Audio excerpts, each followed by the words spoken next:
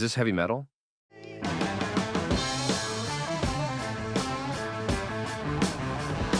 Is this heavy metal?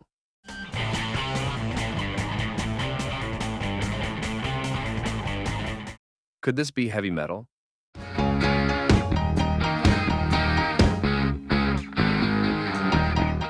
Maybe this?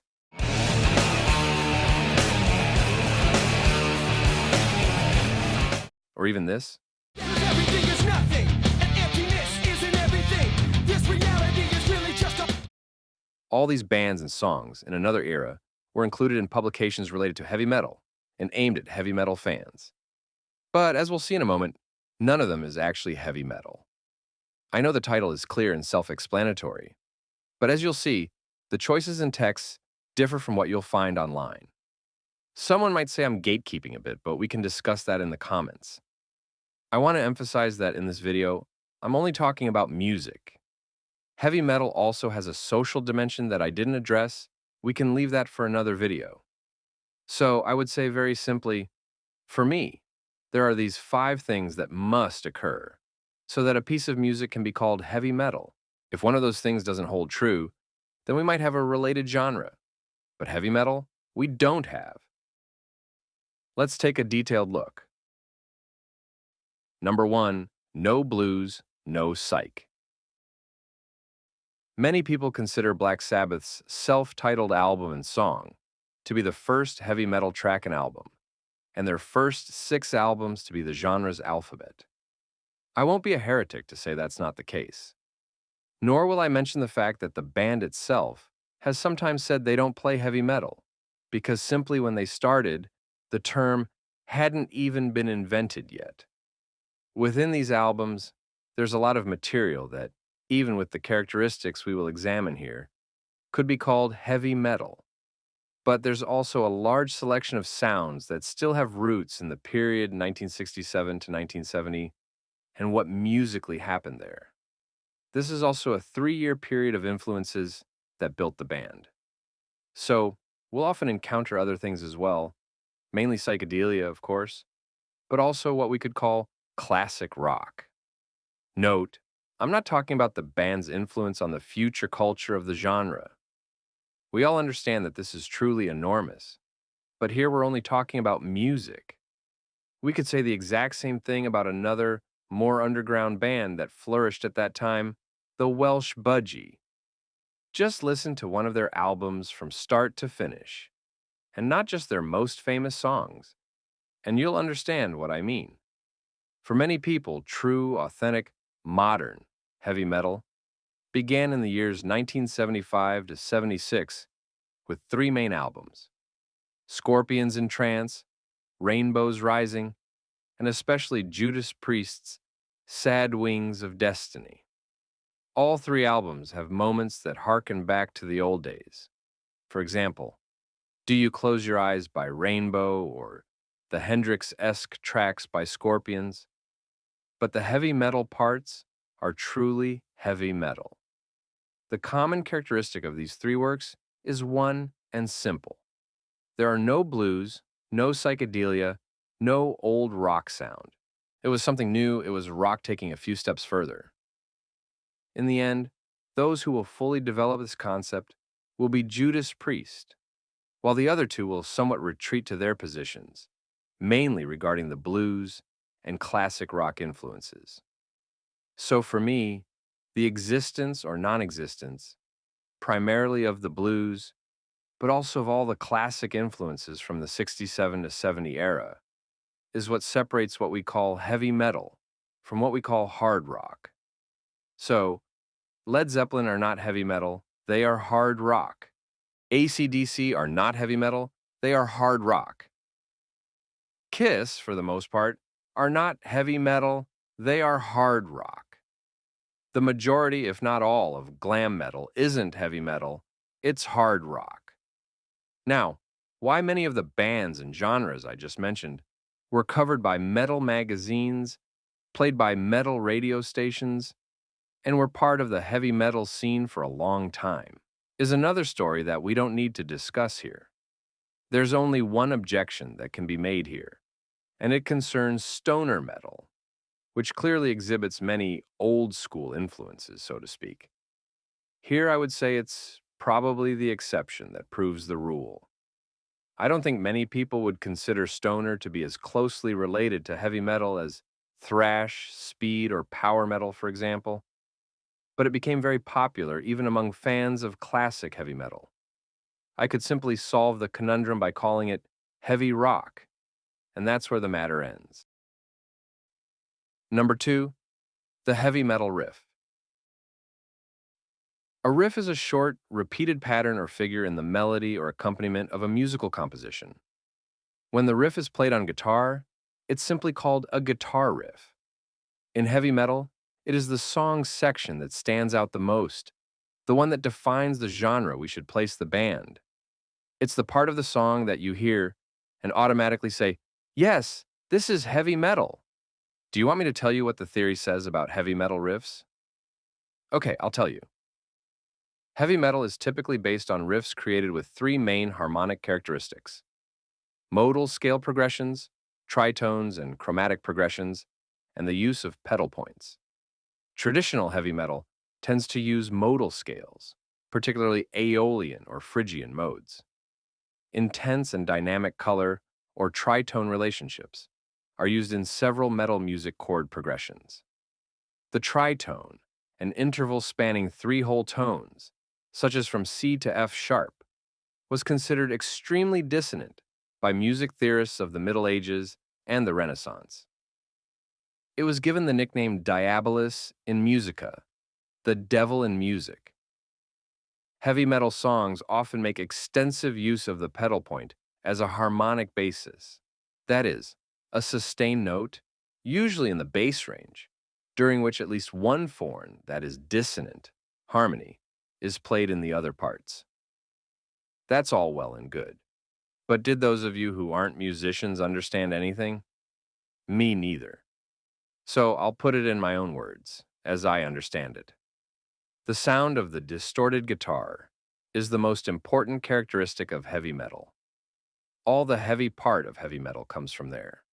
The sound is intense, it's powerful, it's heavy, but at the same time, it's structured and solid, not loose and noisy. This is heavy metal.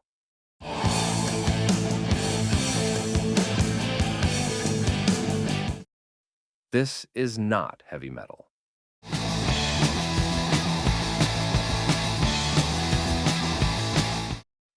The riff is expressed through short, repeating rhythmic patterns of 2 or 3 notes, generally consisting of eighth notes or 16th notes. These rhythmic patterns are typically executed with a staccato hitting of the strings, created using the palm muting technique on the rhythm guitar.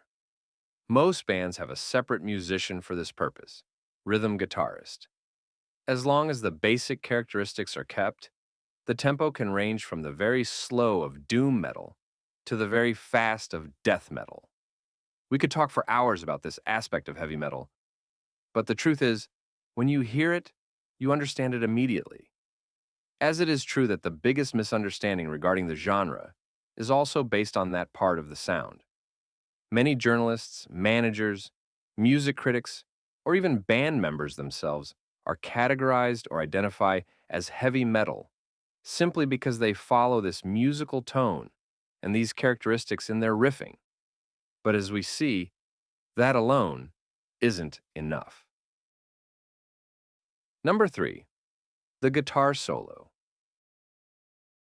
The practice of guitarists playing solos goes back a long way in the history of guitar-based music. So you'll tell me, wait a minute, we got you. Bluesmen very often used solos in their songs. Yes, that's true. But the same was true about jazz or R&B, and the first song in history to become a hit with a solo in it belonged to the honky-tonk style, Walking the Floor Over You by Ernest Tubb from 1940. Now, if we keep searching, we'll go even further back in the past, because this form of instrumental interlude, which we typically call a solo, developed primarily from classical music and very quickly became part of the way classical guitar was played as early as the 18th and 19th centuries, or even from the Renaissance era, if we want to go back that far. Additionally, the concept of the guitar solo became popular through the recordings and tours of classical guitar legends like Andres Segovia in the first half of the previous century. So someone might say, look, the solo connects heavy metal with classical music. The truth is, not many of the originators of hard rock knew Andres Segovia or the famous 19th century guitarists.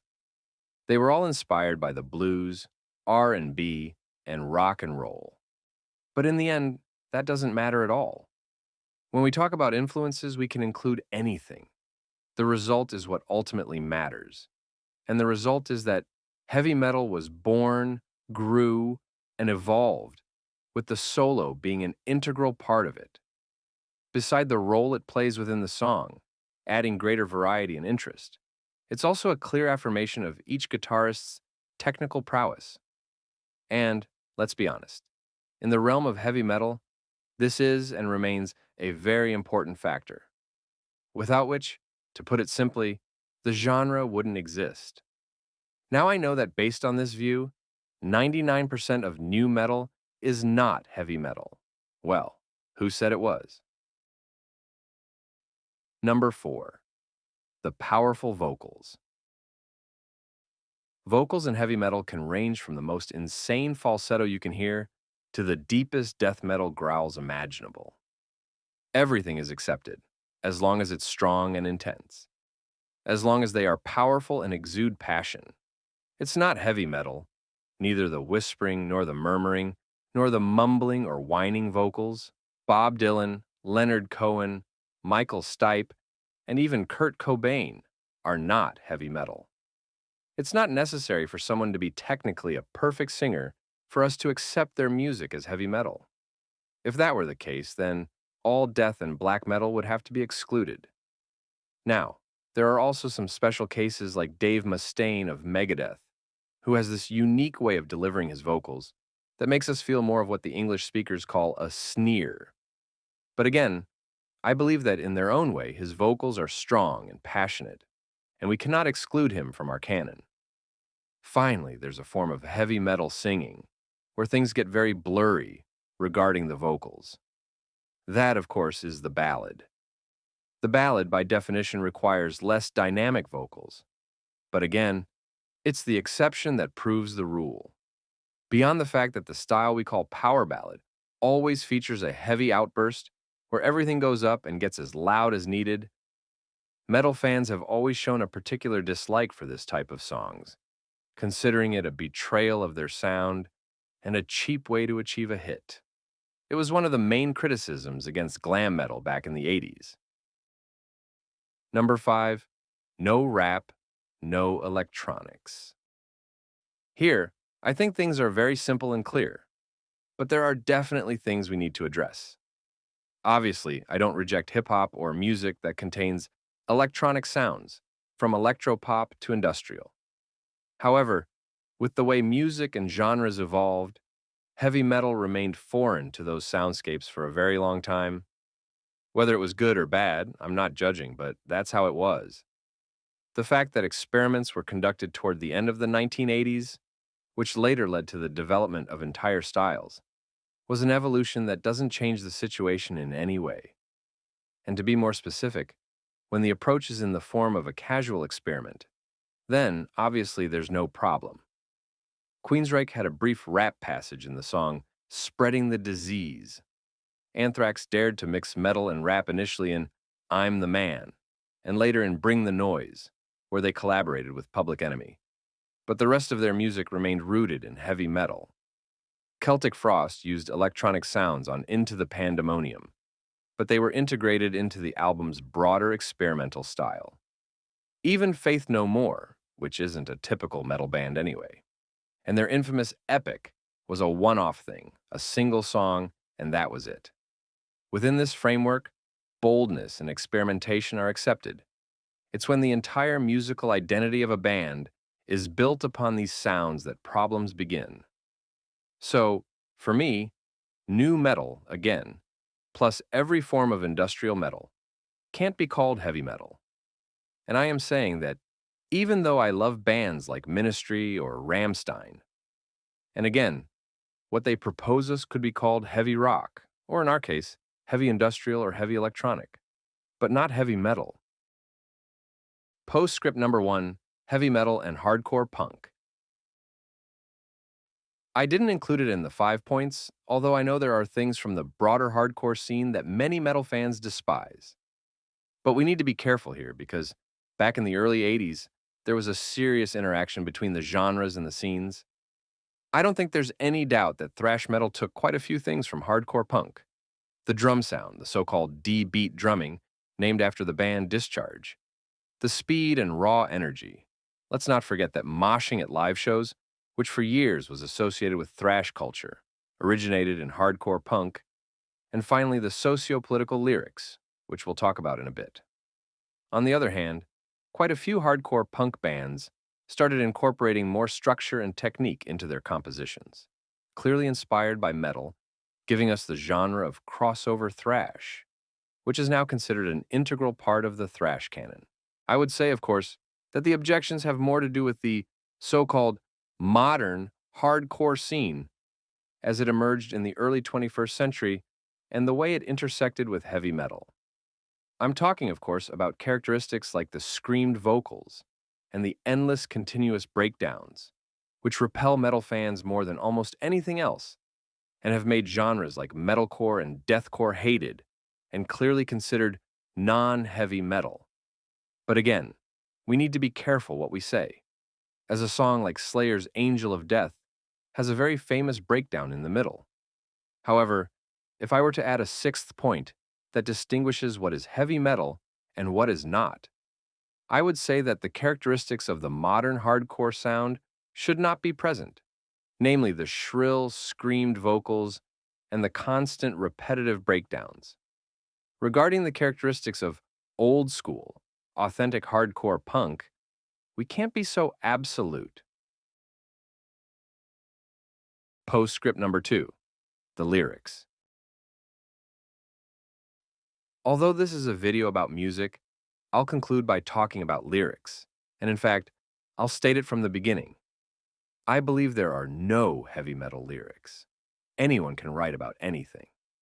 Perhaps at one time, there was a preference for certain themes over others.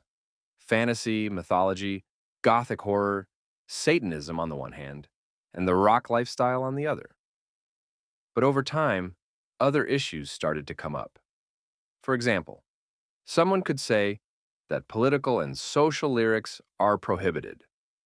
But if we accept that, then we'll be led to the conclusion that albums like Metallica's And Justice for All, Sacred Reich's American Way, or Queensryche's Operation Mindcrime do not belong to heavy metal. Is that true? Of course not. So, the lyrics cannot be a criterion for whether someone belongs in the heavy metal family or not. If someone claims otherwise, then they're gatekeeping on a level, which honestly, even I can't accept.